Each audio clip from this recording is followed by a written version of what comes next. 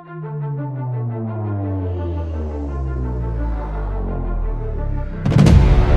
can be only one podcast, and may it be the Prince of the Universe. Hi, folks. I'm Matt, and welcome to 23 again. So, day of the wedding, I think where I left off, we had to set up for the wedding, too, the chairs and everything, too. We had several hours of pictures. By the way, I will mention that even though it was long and drawn out, some of the locations, very nice. Again, beautiful area up there. Beautiful area up there. So I'm sure my buddy got tons of great pictures. He did. So it's getting close to the wedding time, and I was saying, hey, when is the wedding? And they said 3:15. And the photographer's like, well, we still got to take these pictures. And I was like, okay, but they were of the bride and her bridesmaids too. I was like, okay, well, I said, how much longer is it going to be? She went, not much longer. This is it. I went, okay, well, I think the groomsmen should get back because it's 45 minutes till the wedding. The ceremony starts. She said, oh, okay, yeah, groomsmen can go. And then it kind of hit her, and she thought, oh, wow, wait, we're not even at the venue, and there's only 45 minutes left. Yeah, people may start arriving soon. So she goes ahead and lets everyone go home. So we all race home. Sure enough, people are already getting to the wedding. We're coming last to the wedding. But we get there, we roll in, get things ready to go. Wedding ceremony comes, and congratulations to my buddy Jeremy, who got married. This wedding only lasted 3 minutes. It's the fastest ceremony I've ever seen in my entire life. Now, I say 3 minutes, but that is with the procession. That is us walking in. Literally 2 minutes was the whole thing. I could not believe it. I looked over at my other groomsmen and went, what? No one else seemed to think that was odd, and I'm not complaining. I've just never seen one that fast. So congratulations. There should be a Guinness Book of World Records for you, my friend, but it was in and out like that. Boom. And a lot of fun. They played a great song that I loved. Ooga chaka, ooga, ooga, ooga chaka. And I don't know where they got that idea. That wasn't at the rehearsal dinner, but it was great. Loved it. I love the fun music as you're Xing. Oh, by the way, she entered. Gabby was the bride. Gabby entered into the Padme's theme from episode 2. I can't remember what it's called right now. Lover's theme or whatever. Beautiful. Beautiful. I love it. I love that music to death. A long time ago, I had thought about asking my wife to come down the aisle on that, but I thought that was too Star Wars nerdy of me. But then later on, afterwards, when she heard the music, because I was listening to it during our honeymoon while we were driving somewhere, she went, what's that? And I went, that's the music. This is what I wanted you to come into. She went, oh, that'd have been perfect. I was like, dog, missed my chance. But Jeremy made it happen, and it was beautiful. So really nice stuff. And talking about Gabby and her bridesmaids, I did not know Gabby the bride for a while. I talked to her a little bit here and there. Got to meet her. Boy, that lady is full of life, and I love it. I love it to death. So much energy, so much happiness. Her sister carried that over, was very nice to us, and introduced herself, asked if we need anything just to let her know, was happy to help with anything. I was super happy with her. And then the rest of the bridesmaids were old friends. Like, Gabby makes friends and keeps them. A lot of these people from grade school were showing up. One is she's studying horticulture, and she and her husband turned out to be the best line dancers, country line dancers I've ever seen.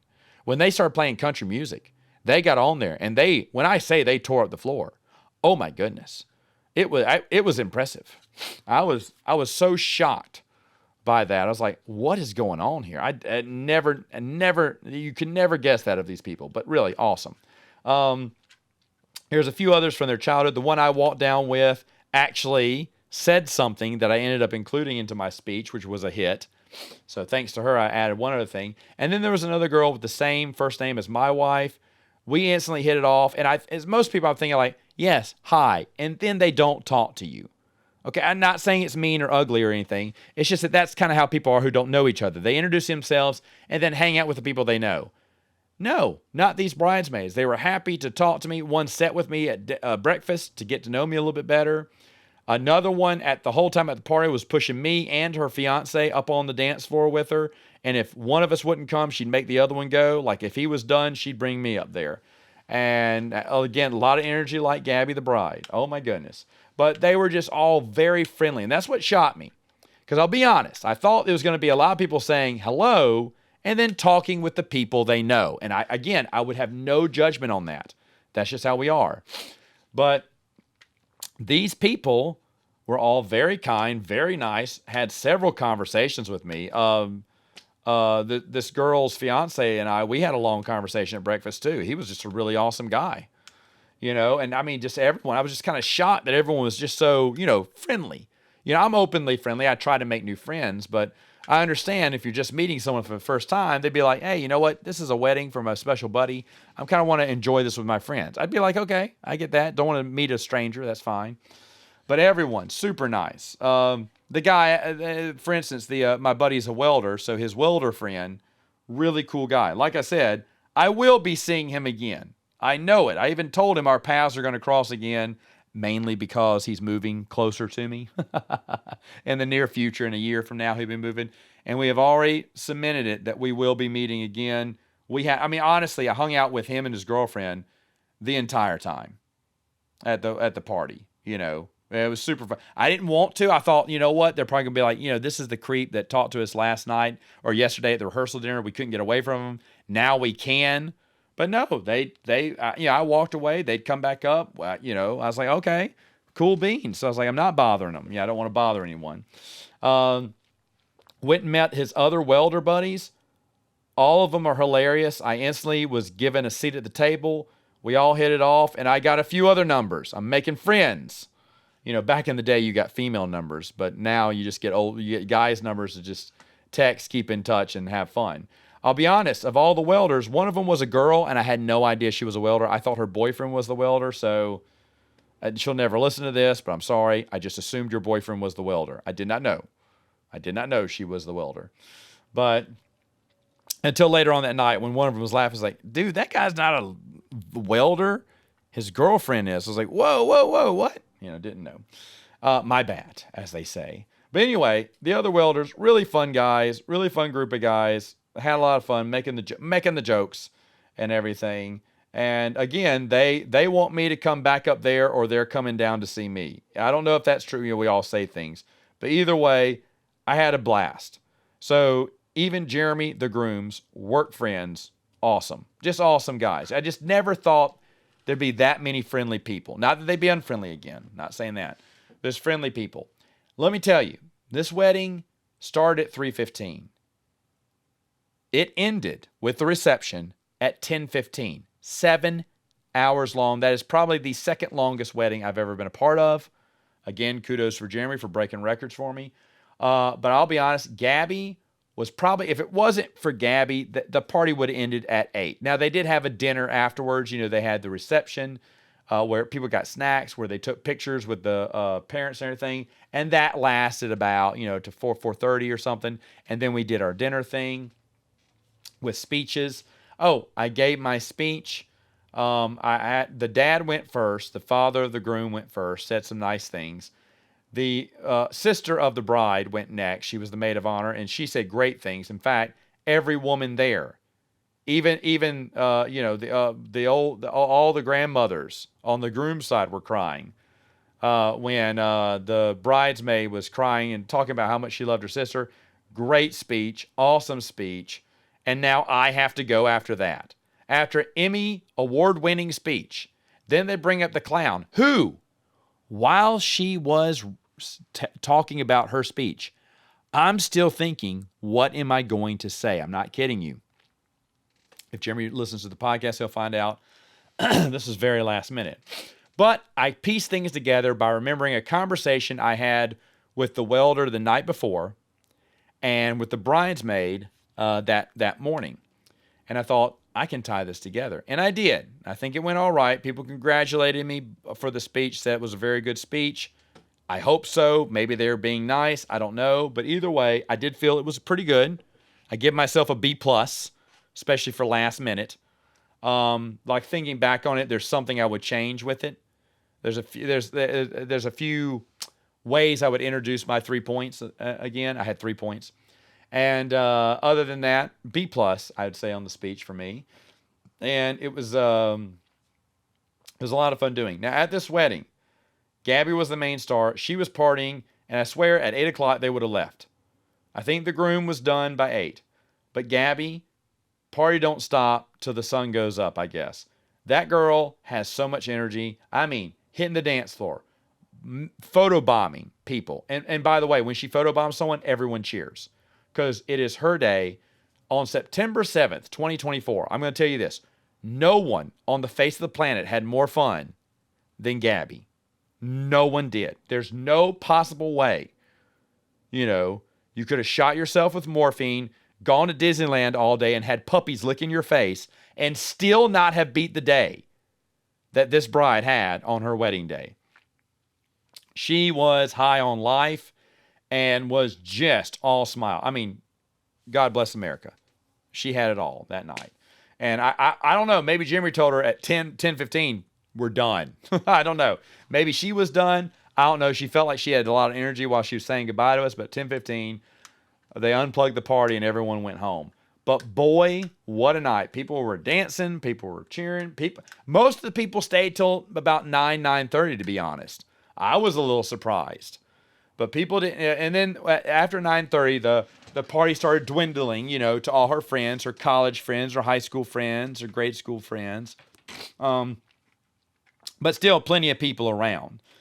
But that was pretty impressive to keep people that late. I will be honest. And yes, a lot of fun was had. There might be a video of me at the party. I don't mind. The guy said, "I'm gonna post this." I said, "I don't care. Why would I act like this if I didn't care? That's fine." Weird thing. I didn't know what this was, but I found it was just condensed to this wedding. Instead of throwing the bouquet, they threw a stuffed cat. And the person who caught the stuffed cat was agreeing to adopt a cat. Now, both of them are cat people, which is why they did this. I thought that was a little weird. I talked to the girl who won it. I believe she is the bride's cousin or whatnot. And she said she didn't know how it worked. And no, this wasn't a California thing. Because I did ask. I said, "I'm sorry, I am stupid boy from Louisiana. I do not know my tribe does not know of this, ritual." And, but either way. Oh, the food was really good too. I should mention, the bride's mom made food the first night. It was excellent. I mean, excellent. So good. The Mexican rice she made shall never be copied again. It was not Mexican rice I've ever had anywhere in my entire life. And by the way, this is a Mexican family we're talking about, so I'm assuming they would know. The other night, it was, I don't know who catered it or whatnot, but it was equally as good.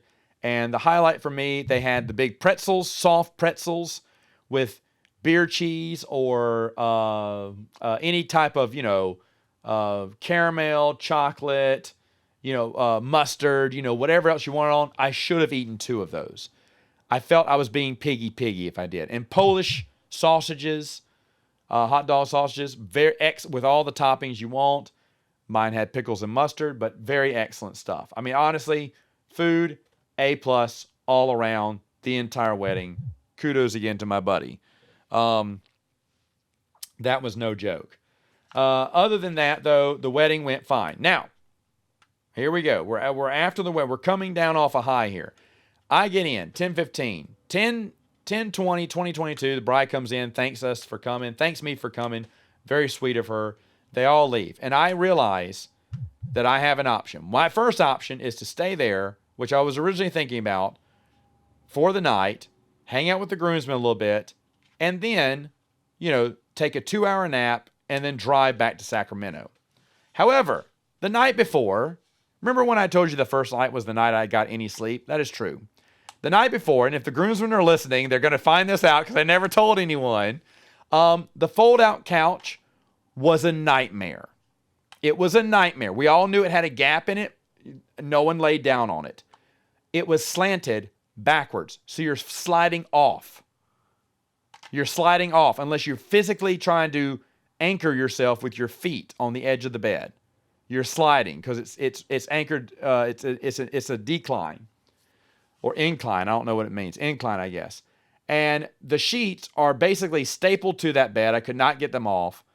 So I tried to stuff pillows under my head to kind of balance out the imbalance of the sleepover. That didn't work. It was freaking cold. And again, my covers would not pull up. They were stapled to the bed. And I was freezing. I didn't sleep at all. I laid in bed silently cursing myself for ever thinking I could sleep on a fold-away couch. In a bed, yes, I probably would have gotten a little bit more sleep. Fold-away couches, no way, man. Those are not meant for sleep. I am way too old for those. Again, I never told anyone this. I'm sorry if anyone gets upset. I'm not mad at any groomsmen. Everyone called dibs on all the beds. I wanted to be the nice guy. And, but that, oh man, that was a bad idea being that. So I got no sleep. But I was assured the night before that from 9 a.m. to 2 p.m., we would have our own time to ourselves. There would be nothing going on. So I thought, okay, I will take a 4 to 5 hour power nap when breakfast is over. I'll just go in someone's bedroom and say, hey man, I didn't sleep well. I was going to tell them, hey guys, I didn't sleep last night. Is it all right if I crash in one of y'all's beds for a little bit? But then, like I said, after breakfast, immediately we had to change. And so I was like, oh no. Well, I said, well, maybe later on this afternoon I'll do it. Didn't happen. Wedding happened. At this point, I am starting to shake. My body is starting to ache. The groomsmen are talking, and it feels like they're going to talk all night. I will say this. One groomsman asked if I wanted to, sleep on the bed, or if they wanted me to move the conversation while I get a little nap, a 2-hour nap. To which I replied, no, that's fine. And then realized I really need to go because I think it's only going to get worse for me. And it was. The drive there, 3 hours, wasn't bad. I stayed awake the whole time. I didn't turn on the AC because I was already shaking enough. My shoulders hurt. My legs hurt. My feet hurt. My head hurt. My body is screaming because, yes, it's closing in on 48 hours. My record when I was younger was 40 hours straight without sleep. I hath shattered the record now. I lasted a full, I'm going to say 47 hours. I wouldn't bet on the 48th hour because pretty soon after I got on the plane, I was out. And I boarded the plane by 7. I woke up at 8 the first day. So yeah, I don't think I made it that last hour, but 47 straight hours. I will never do this again. I will never. 24 hours, maybe. 30, 36, maybe. I will never get anywhere near the 40, 45 ever again. My body cannot take it. My body was screaming at me, you idiot. Why haven't you slept? And I thought maybe if I get in time, because I got in plenty of time to the airport, and I thought for one spare minute, why don't I sleep in the back? But then I thought, what if they get up early and they knock on the door like, hey, get out of here. You can't sleep in here, you bum. So I said, okay, I'll just go. So I went into the rental car area. There's really no seats there, and that was my first mistake. I should have just made a little place to lay down and sleep there. It was the quietest I'd ever get. But stupid me, I go to the airport immediately on a shuttle bus. I find a little area where no one is. I lay down, cushion up. Sit down, the sit lie down thing. We're kind of curled up. There are 3 other chairs next to me. I'm not worried because everyone else is sitting everywhere else. Suddenly, a man sits down, on the other end. I don't care, right? He's not next to me. We're not going to talk. He can understand my body language. I don't want to talk. And I don't know, you talk to a stranger in an airport. Anyway, another lady comes in immediately after that and sits in the middle between us. And suddenly, for no reason, these two start having a conversation. They don't know each other, but they start talking. They're not using their inside voices either. They're laughing, talking, everything. I can't sleep. I usually can curl down and, cat nap a few minutes here and there in a chair, but not with bozos talking. So I'm screwed, and I realize that. And I'm very upset now. It's 4:30 now, or 3:30, 4, and I'm very upset now because I realize I'm going another night without sleep until I get on that plane. I'm so tired at this point. I can't understand what the lady at the check-in counter is telling me. I can't understand how to work a simple machine. She says, print out your tickets on the machine. I pressed the machine. He goes, I don't know how to do this. And she goes, press it. I said, it's not letting me do anything. Yeah, because it says, press here to continue. And it was right in front of me. She's looking at me like an idiot. And I am, because my brain is just so fried at this point. I don't know. So I get my tickets. I am in so much pain at this point. I get all the way to the station in plenty of time. Plenty of time. My plane is not leaving for hours right now. I think we got in at 4:30 or so, or 4 maybe we got in. I can't remember. But my plane is not leaving for hours now. So I sit there, and these are smaller seats. I cannot get comfortable. Bright lights everywhere. And I say, screw it, start listening to an audiobook. The time comes, we get on the plane, I'm out. We make it to Dallas. I do have a big crick in my neck, but I'm still in a lot of pain because it was only about 2 hours, I would say, a nap. Good enough, but not good enough. I slept a little bit more on the ride back from Dallas. Not the whole way either, though. Still hurting. And, of course, when I get home, I tell my wife, hey, oh, man, it was terrible because I've been up for almost 48 hours straight, and I am dying. My entire body is breaking down. I said, I hurt everywhere. I have the biggest headache. And she goes, good, we need to go to Sam's to get some groceries. I'm not kidding. That's what she said. So we have to go to Sam's to get groceries. I am literally dying. I'm hanging on, dragging it. Wife's getting pissed. But I can't. We go to switch out a tire, and the guy at the tire place says, what kind of car do you drive? I could not remember what make and model of our car was. I was so tired. I had to call my wife to ask what we drove in the car for. I could not remember. Nothing was working, brain shutting down. We finally get home. I am tired. I am almost to the point of crying. I take a shower, long hot shower. It's 4:30 in the afternoon. I lay down, and that morning, which is actually this morning of the recording, my wife wakes me up at 7 o'clock because I've overslept. Usually our alarms go off. I'm up at 6:30. It's 7 o'clock, and I have slept in. And I slept from 4:30 to 7. I mean, straight. So, yes, obviously, very, very uber tired from that. But over that trip back was horrible. A horrible experience where I felt horrible and I felt like I was dying.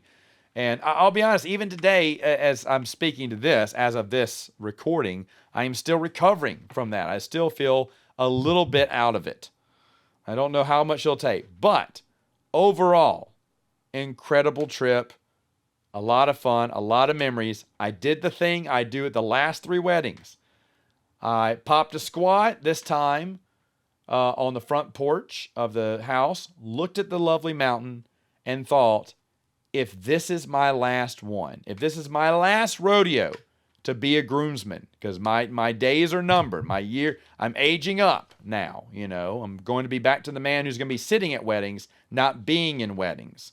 And I thought, if this is it, it's such a beautiful one to go out on. So thank you, Jeremy, for the invitation to be part of that. I love meeting the groomsmen too. I got to be honest, I'd seen them on YouTube. And for people who know my channel and other channels, you may know Geeks Addict, Red 5 Reviews.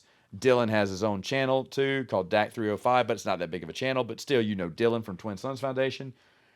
I've already met Dylan before. It was marvelous to meet him again, see him again. It always makes my day, even though the man didn't smile in one single photo I am seeing now at the wedding. He didn't smile in a single one. That's just Dylan. Love him all the same. The other 2 guys, Geeks Addict, Matthew, and Adam. Adam for Red 5 Reviews, just exactly as how I imagined. The guy is such a giving, happy person. Just awesome. Excellent. I mean, I talked to him a lot through video, and he's just the same guy. He's not a faker. He's not anything. He's genuine, and I love that. Matthew, I cannot tell you how many. We had an inside joke. We wanted to do something. There were tunnels in the mountain. There was a ski resort up at the mountain. There was the Redwood Forest an hour away from us. We could have done so many things. And we ended up doing nothing, seeing no sights, getting no souvenirs or nothing. And we kept joking about that. And it was a fun little ongoing gag we had. He's a character, very sarcastic as well. He and Adam both are. But I mean, just so, and I knew, here's the thing, I knew I was going to have fun with the groomsmen because I knew they'd be fun. But with the bride party, with the other people there, his cousins, aunts, uncles, grandmas, whatever, to his work welder buddies, it was great. Oh, I should mention at this wedding, they had games. You could play cornhole, which I've never played before in my life, even though I've seen it played several times. I don't really care for it, but we played around. And they had some wooden tic-tac-toe, which I didn't understand. I mean, I guess it's just regular tic-tac-toe with wooden pieces. They had big Jenga, which is fun. And they had a little photo booth, which I talked about. And I want to say they had something, but lots of little things you could do at the wedding, which I hadn't seen before. That was interesting. Oh, yeah. They had a phone. And on this little rotary phone, you picked it up and you left a message on the phone. And they would listen to it later on. To which me and the groomsmen made some of the best messages ever. Please deposit 25 cents for the additional 2 minutes. Or something like that. Or just making goofy. I pretend to be a doctor's appointment for him and all this other stuff. And we were having fun. He's probably, I don't know if he'll be happy or sad that we screwed up his perfect wedding. I'm sure he'll be happy. If I know Jeremy, he'll love the messages we put on there for him. But I'd never seen that before. I never even knew how that worked. But that was a fun little touch that they had to their wedding. So fun little touches. The bridesmaids had different dresses, all for the fall, which is great. The weather there is 103, 102, but when you're sitting in the shade, it is 70. No, I'm not making that up. They don't have humidity like we do in Louisiana, and for some reason, it is cooler, abundantly, 30 degrees cooler in the shade. And at night, they told me it dropped down to 55, and it did. And it was jacket weather. I'll be honest, I had taken off my jacket earlier because I was hot, because I was in the sun. By that evening, I wish I could have gone back to the cottage and gotten my jacket. I left it off at the cottage, which was right behind the venue. I was like, man, I may need to go get my jacket again because now I'm a little chilly. But either way, though, super fun. So, and hey, made some new friends. In my opinion, I made friends. They may never talk to me again. In fact, if I text this guy right now, he'll probably say, who is this? Wrong number. Or probably just remember, oh yeah, I need to block this guy. Either way, I don't care. It was tremendous. Tremendous. In fact, I haven't told him yet, but probably the best thing I'll do all year long. Yes, even beating my number one, always number one family trip. My family trip is so much fun. I love it every year. I did have fun this year, but I didn't get to play as many board games. I didn't hardly get to play board games. So you know what? I know for sure the wedding beat it. If I would have played board games at the beach, maybe I'd still keep that one number one. But this wedding was the highlight of the year for me easily. Nice to, I've been to Southern California. I've never been to Northern California before. So it was nice seeing that place. Would I go back? No, I probably wouldn't. I can't do trips away anymore.